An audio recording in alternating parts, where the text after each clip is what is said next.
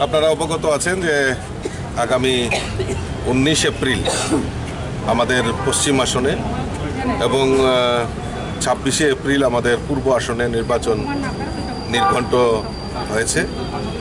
তো এই নির্বাচনকে সামনে রেখে দফায় দফায় বিভিন্ন জায়গাতে আমাদের নির্বাচনী টিম তৈরি করা হয়েছে এবং আমাদের এই নির্বাচন পরিচালনার জন্য কিভাবে আমরা পরিচালনা করব, কিভাবে আমরা অগ্রসর হব, তার রূপরেখা তৈরি করার জন্যই বিভিন্ন দফায় দফায় আমরা সাংগঠনিক বৈঠক করছি। এবং ইতিমধ্যেই আপনারা জানেন যে আমরা আমাদের প্রার্থী তালিকাও ঘোষণা করা হয়েছে। পশ্চিম আসনে আমাদের প্রাক্তন মুখ্যমন্ত্রী, রাজ্যসভার সাংসদ আদরণীয় বিপ্লব কুমার দেব পশ্চিম আসন থেকে লড়াই করছেন। আর পূর্ব আসন থেকে আমাদের এই ত্রিপুরার রাজ পরিবারের কন্যা আমাদের কৃতি সিং দেববর্মা উনি লড়াই করছেন পূর্ব আসন থেকে।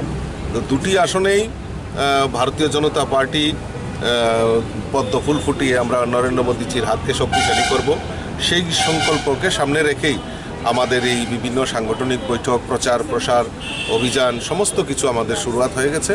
তো সেই লক্ষ্যকে সামনে রেখে আমাদের আজকের এই সাংগঠনিক বৈঠক। স্যার, রামনগর বিধানসভা নিয়ে প্রার্থী ঘোষণা কবে হতে পারে?